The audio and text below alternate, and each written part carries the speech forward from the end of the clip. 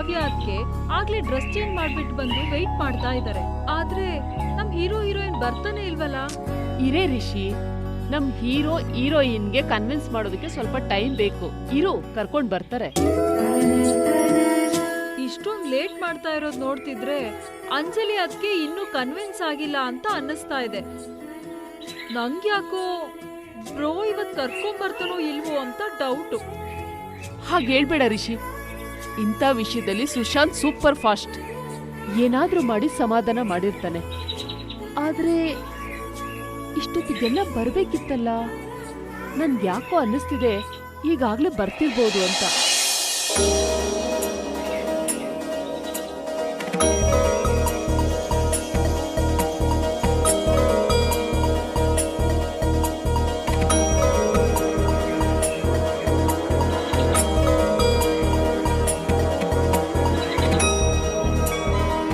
ನಾನು ಹೇಳಿಲ್ವಾ ಬರ್ತಿದ್ದಾರೆ ಅಂತ.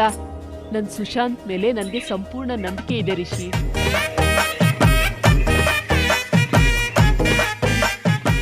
ಅಂಜಲಿನ ಸಮಾಧಾನ ಮಾಡಿ ಕರ್ಕೊಂಡು ಬರ್ತಾನೆ ಅಂತ. ಹೌದು ವಸು ಆಂಟಿ, ನೀವು ಹೇಳ್ತಿರೋದು ಸರಿಯಾಗೇ ಇದೆ. ಅಂಜು ಮುಖ ನೋಡ್ತಿದ್ರೆ ಅವಳು ಸ್ವಲ್ಪ ಸಮಾಧಾನ ಆಗಿರೋಗಿದೆ. ಸರಿ, ಬೇಗ ಹೋಗಿ ಕಲ್ಯಾಣಿಲ್ ಮುಳುಗಿ ಸ್ನಾನ ಮಾಡ್ಕೊಂಡು ಬನ್ನಿ. ಹೋಗ್ಸಿದ್ದು ಅದಕ್ಕೆ ಟವಲ್ ಕೊಡಿ. ಟವಲ್ ಇಲ್ಲಿ ಕೊಡಿ.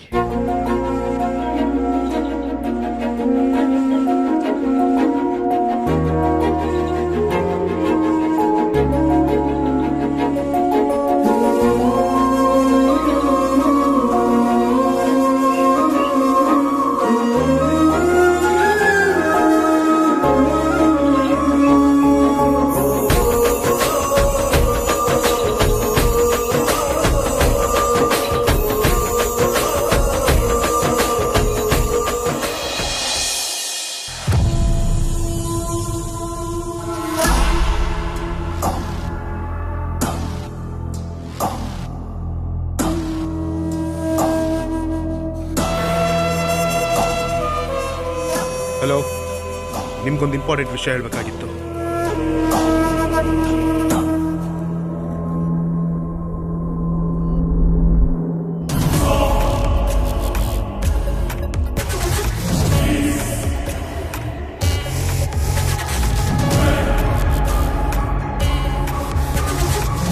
ಇಲ್ಲ, ಇದು ತುಂಬಾ ಇಂಪಾರ್ಟೆಂಟ್ ವಿಷಯ. ನೀವು ನನಗೆ ನೇರವಾಗಿ ಸಿಗ್ಬೇಕು. ಅದು ಇವತ್ತೇ ಆದರೆ ಇನ್ನೂ ಒಳ್ಳೇದೆ. ಸರಿ, ಒಂದು ಕೆಲಸ ಮಾಡಿ, ನೀವು ಡೈರೆಕ್ಟಾಗಿ ಮನೆಗೆ ಬಂದ್ಬಿಡಿ.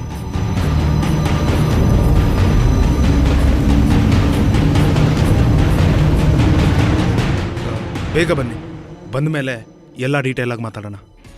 ಓಕೆ, ಬಾಯ್. ಮನೆಗೆ ಯಾರನ್ನೋ ಬರಕ್ಕೆ ಹೇಳಿ ಏನೋ ಮಸ್ಲತ್ ನಡ್ಸ್ಯಾನ. ಬರಲಿ ಮೊದಲು ಈ ವಿಷಯನ ವೇದಾಗ ಹೇಳಬೇಕು. ಹಾಂ,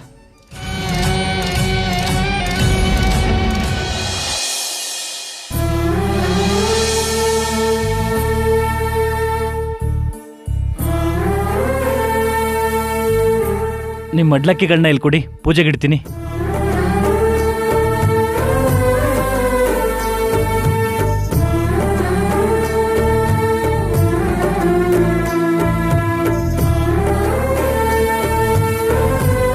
ನಿಮ್ಮ ಮದುವೆಯಲ್ಲಿ ಸಪ್ತಪದಿ ಶಾಸ್ತ್ರ ಅಪೂರ್ಣವಾದ ಕಾರಣ ಇಲ್ಲಿ ಮಾಡಿಸ್ತಾ ಇದ್ದೀವಿ. ಮದುವೆಯಲ್ಲಿ ಸಪ್ತಪದಿನೇ ತುಂಬ ಮುಖ್ಯ ಆಗುತ್ತೆ.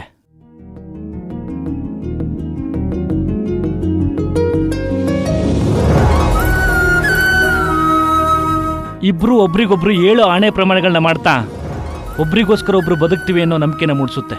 ಸರಿ ಅರ್ಚಕ್ರೆ, ನೀವು ಹೇಳ್ದಾಗೆ ಆಗಲಿ.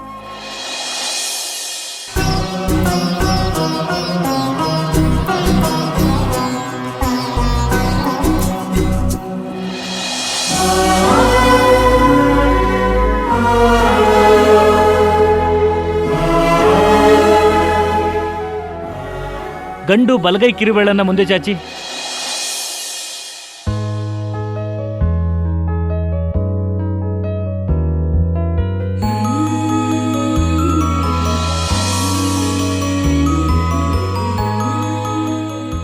ಹಿಡ್ಕೊಳ್ಳಮ್ಮ.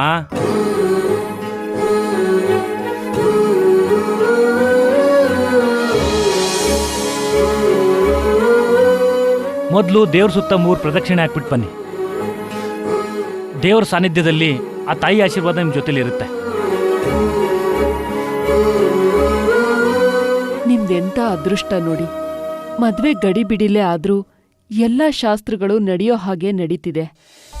ಏನೇ ಮಾಡಿದ್ರು ಅದನ್ನ ಮನಸ್ಫೂರ್ತಿಯಾಗಿ ಮಾಡಿ.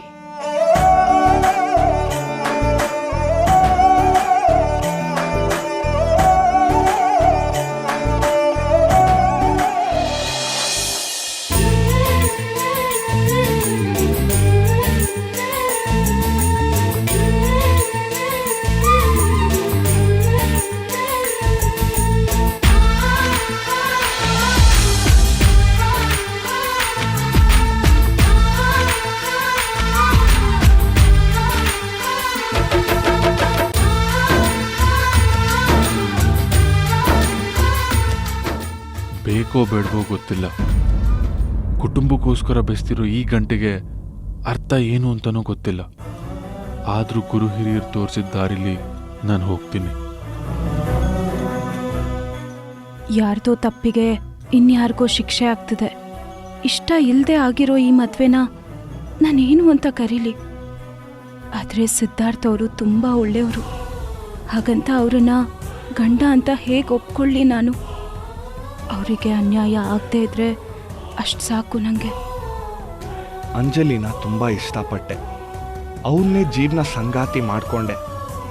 ಇನ್ನೇನಾದರೂ ಅಂಜಲಿ ಅವ್ರು ನನ್ನ ಒಪ್ಕೋಬೇಕಷ್ಟೆ.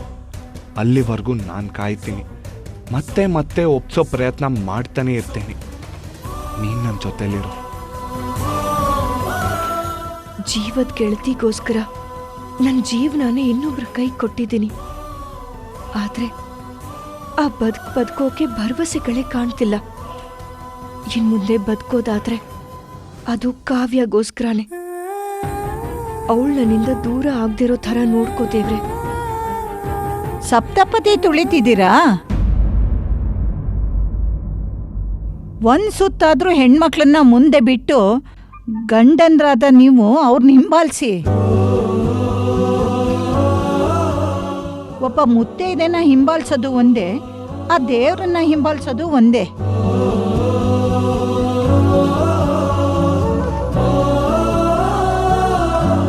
ನಡೀರಿ.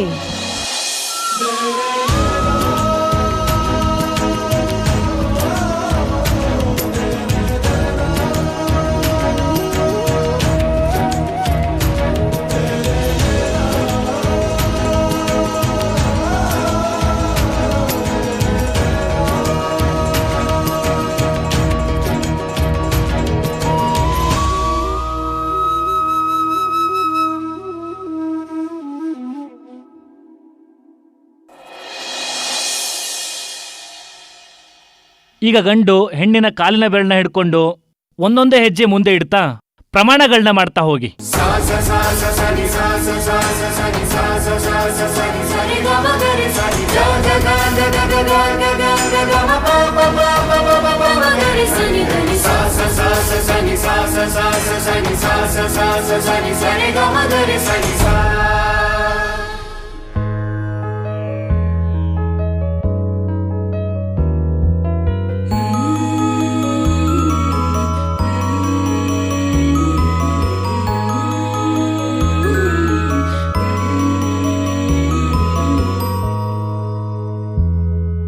ಮೊದಲನೇ ಹೆಜ್ಜೆಗೆ ಗಂಡು ಹೆಣ್ಣಿಗೆ ನಿನ್ನೆಲ್ಲಾ ನೋವು ನಲಿವುಗಳಲ್ಲೂ ಭಾಗಿಯಾಗಿರ್ತೀನಿ ಅಂತ ಹೇಳಿ.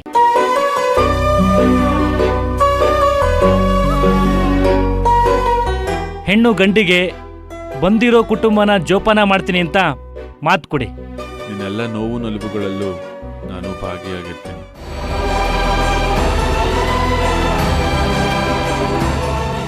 ಬಂದಿರೋ ಕುಟುಂಬನ ಜೋಪಾನ ಮಾಡ್ತೀನಿ.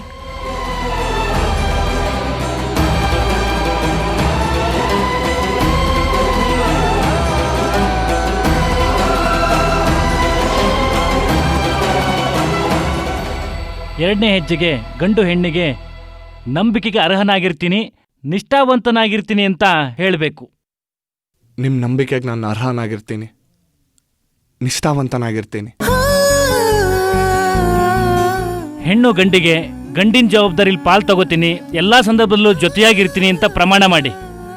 ಗಂಡನ್ ಜವಾಬ್ದಾರಿಲಿ ಪಾಲ್ ತಗೊಳ್ತೀನಿ. ಎಂಥ ಸಮಯದಲ್ಲೂ ಜೊತೆಯಾಗಿರ್ತೀನಿ.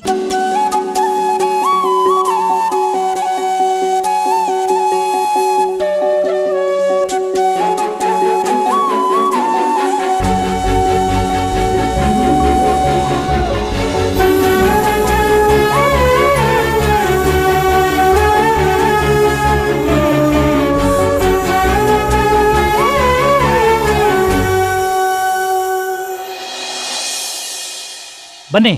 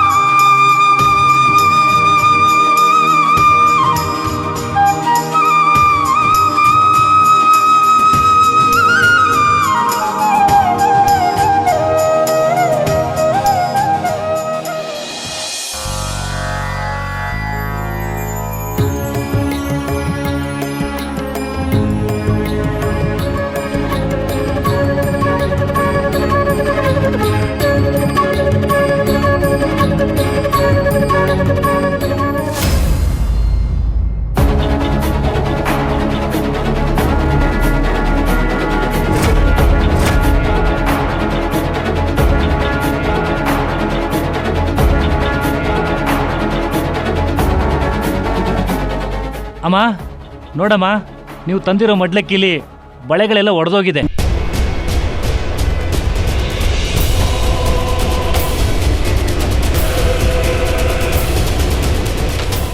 ಇದು ಅಪಶಕುನ.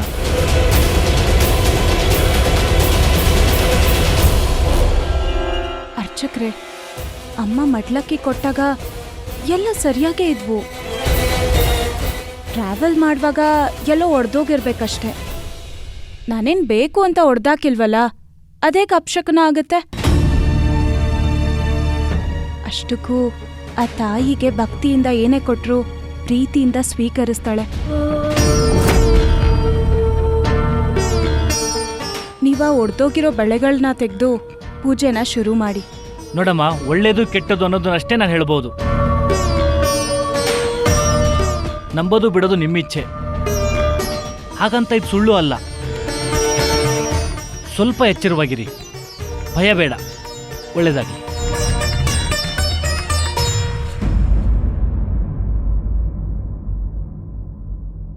ಕಾವ್ಯ, ಅವತ್ತು ನಿನ್ ಜ್ಯೋತಿಷಿಗಳ ಹತ್ರ ಹೀಗೆ ಮಾತಾಡ್ದೆ, ಆದ್ರೆ ಅವ್ರು ಹೇಳಿರೋ ಮಾತುಗಳೆಲ್ಲ ಸತ್ಯ ಆಗ್ತಿದೆ. ಇದನ್ನ ಸ್ವಲ್ಪ ಸೀರಿಯಸ್ ಆಗಿ ತಗೋಬೇಕು. ಒಳ್ಳೇದು ಕೆಟ್ಟದು ಅನ್ನೋದು ನಮ್ಮ ಮನ್ಸಲ್ಲಿದೆ ವಸು ಆಂಟಿ. ಬಿಡಿ, ಒಂದ್ ವೇಳೆ ಇದೇ ನಿಜ ಆದ್ರೂ ನನಗ್ ಪರವಾಗಿಲ್ಲ. ನನ್ನ ಅಂಚು ಬಳೆಗಳು ಚೆನ್ನಾಗೇ ಇದೆಯಲ್ಲ, ಸೊ ಅವಳ ಜೀವನ ಚೆನ್ನಾಗಿರುತ್ತಲ್ಲ, ನನಗಷ್ಟೇ ಸಾಕು.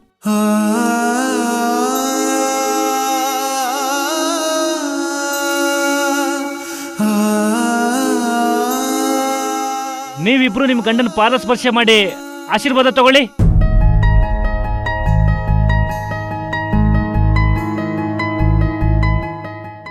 ನಾನಿವಾಗ ಮಾಡ್ಲಿಲ್ಲ ಅಂದ್ರೆ ಅಂಜನೂ ಮಾಡಲ್ಲ.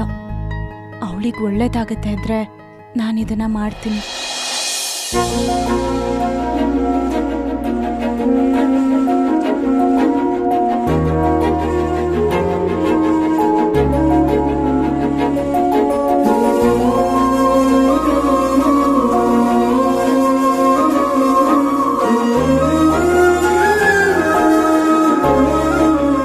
ಅಂಜು, ನೀನು ಮಾಡು.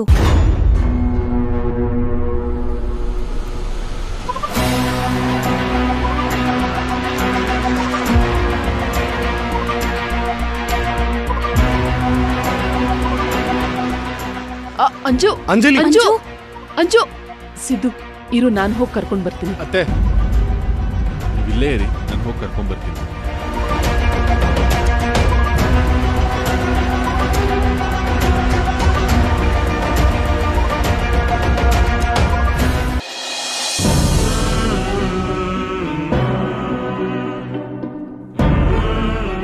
ಅಂಜಲಿ ಏನಾಯ್ತು? ಏನಿಲ್ಲ ಸಿದ್ಧಾರ್ಥ್. ಪ್ಲೀಸ್ ಅಂಜಲಿ, ನಿಮ್ಮ ಮನ್ಸಲ್ಲಿ ಒಂದಿಟ್ಕೊಂಡು ಇಲ್ಲಿ ಇನ್ನೊಂದೇನೋ ಹೇಳಕ್ ಹೋಗ್ಬೇಡಿ. ಏನಾದ್ರೂ ಇದ್ರೆ ನೇರವಾಗಿ ಶೇರ್ ಮಾಡ್ಕೊಳ್ಳಿ. ಏನಂತ ನೇರವಾಗಿ ಹೇಳಿ ಸಿದ್ಧಾರ್ಥ್? ಕಾವ್ಯನ್ ಜೀವನದಲ್ಲಿ ಇಷ್ಟೆಲ್ಲ ಸಮಸ್ಯೆಗಳಾಗ್ತಿದ್ರು ನಾನು ಸುಮ್ಮನೆ ಇರೋದಕ್ಕಾಗತ್ತಾ? ಅವಳ ಜೀವನಾನೇ ನನಗೋಸ್ಕರ ಧಾರೆ ಎರ್ದಿದ್ದಾಳೆ. ಈಗ ಅವಳಿಗೆ ಸಮಸ್ಯೆ ಬಂದಾಗ ನಾನ್ ಖುಷಿಯಾಗಿರೋಕ್ ಹೇಗ್ ಸಾಧ್ಯ? ನಾನು ಈ ಮದ್ವೆ ಆಗಿರೋದೆ ಕಾವ್ಯನ್ ಒತ್ತಾಯಕ್ಕೆ. ನಾನೀ ಮನೇಲಿರೋದು ಅವಳಿಗೋಸ್ಕರನೇ. ಆದ್ರೆ ಅವಳಿಗೆ ಹೀಗೆಲ್ಲ ಆಗ್ತಿದೆ. ಆದ್ರೂ ನೀವು ನಿಜ ಹೇಳಿ ಸಿದ್ಧಾರ್ಥ್, ನೀವು ಕಾವ್ಯ ಇಬ್ರು ಖುಷಿಯಾಗಿದ್ದೀರಾ?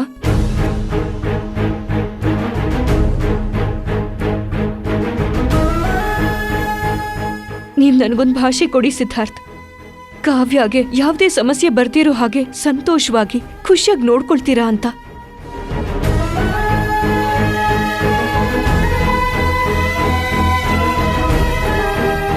ಹೇಳಿ ಸಿದ್ಧಾರ್ಥ್, ನೀವು ನಿಜವಾಗ್ಲೂ ಕಾವ್ಯನ ಮನ್ಸಾರಿ ಒಪ್ಕೊಂಡಿದ್ದೀರಾ? ಅಂಜಲಿ ನೋಡಿ, ಈ ವಿಷಯದಲ್ಲಿ ನಿಮ್ಮ ಹತ್ರ ಸುಳ್ಳು ಹೇಳಕ್ ನನಗೂ ಮನ್ಸಾಗ್ತಾ ಇಲ್ಲ. ಆದ್ರೆ ಒಂದಂತೂ ನಿಜ, ಕಾವ್ಯಗೆ ಏನೂ ಸಮಸ್ಯೆ ಬರ್ದೇ ಇರೋ ಹಾಗೆ ನಾನ್ ನೋಡ್ಕೋತೀನಿ. ಅವಳು ಖುಷಿಯಾಗೇ ಇರ್ತಾಳೆ. ಆದ್ರೆ ಅದ್ ಹೇಗೆ ಅನ್ನೋದನ್ನ ಮಾತ್ರ ನನ್ ಕೈಲಿ ಹೇಳೋಕ್ಕಾಗ್ತಾ ಇಲ್ಲ. ಅಂದ್ರೆ ನಿಮ್ ಮಾತೇನ ಅರ್ಥ? ಐ ಮೀನ್, ಕಾವ್ಯಗೆ ನಾನೊಬ್ಬ ಒಳ್ಳೆ ಫ್ರೆಂಡ್ ಆಗಿರ್ಬೋದು, ಆದ್ರೆ ಒಳ್ಳೆ ಲೈಫ್ ಪಾರ್ಟ್ನರ್ ಆಗೋಕೆ ಇನ್ನೂ ಸಾಧ್ಯ ಆಗಿಲ್ಲ.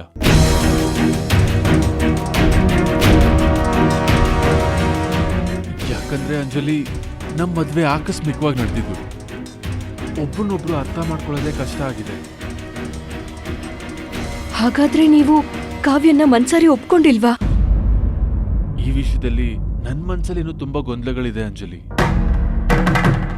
ಮುಂದೆ ಏನಾಗುತ್ತೆ ಅಂತಾನೆ ಗೊತ್ತಾಗ್ತಾ ಇಲ್ಲ. ನನ್ನ ಲೈಫಲ್ಲಿ ಬರೀ ಕ್ವಶನ್ ಮಾರ್ಕ್ಗಳೇ ಕಾಣಿಸ್ತಾ ಇದೆ.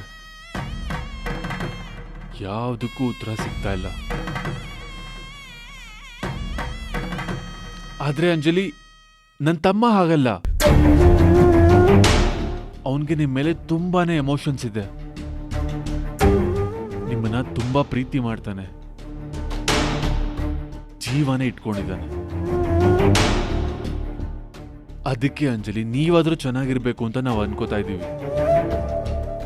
ಹಾಗಂತ ಕಾವ್ಯನ್ ದೂರ ಮಾಡ್ತೀನಿ ಅನ್ಕೋಬೇಡಿ. ಅವಳ ಪರವಾಗಿ ನಾನಿದ್ದೀನಿ. ಯಾವ ತಪ್ಪು ಮಾಡದೇ ಇರೋ ಅವಳಿಗೆ ಒಂಟಿತನ ಶಿಕ್ಷೆ ಕೊಡೋದಕ್ಕೆ ನನ್ನ ಮನ್ಸು ಒಪ್ತಾ ಇಲ್ಲ. ಅವಳ ಜೊತೆ ನಾನು ಚೆನ್ನಾಗೇ ಇರ್ತೀನಿ. ಆದ್ರೆ ಇದನ್ನ ಕಾವ್ಯ ಹೇಗೆ ಅಕ್ಸೆಪ್ಟ್ ಮಾಡ್ಕೋತಾಳೋ ನನಗೆ ಗೊತ್ತಿಲ್ಲ. ಅವಳನ್ನ ಯಾವುದೇ ರೀತಿಲೂ ಫೋರ್ಸ್ ಮಾಡೋ ಮನಸ್ಥಿತಿ ನನಗಿಲ್ಲ.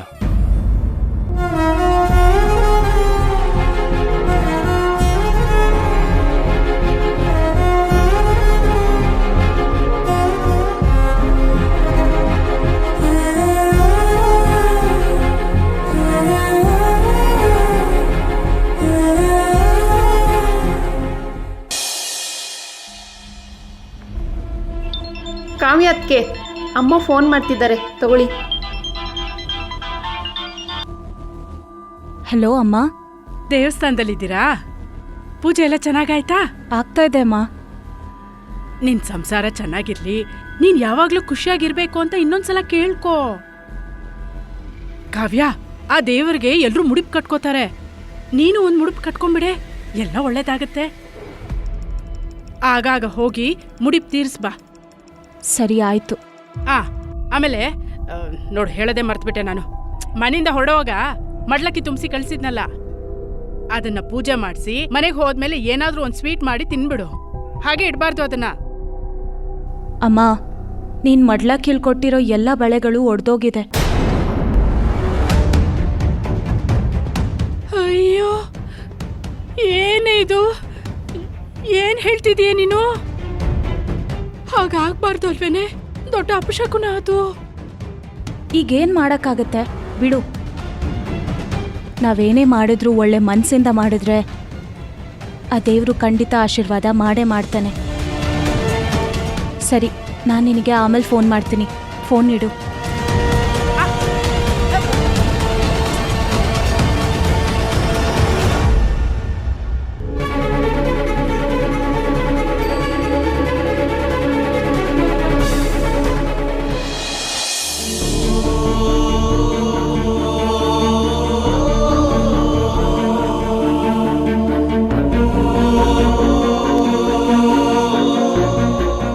ದೇವ್ರೆ, ಇವತ್ತಿಂದ ಕಾವ್ಯ ಸಿದ್ಧಾರ್ಥ್ ಜೀವನನ ಸರಿ ಮಾಡೋದೇ ನನ್ನ ಗುರಿ.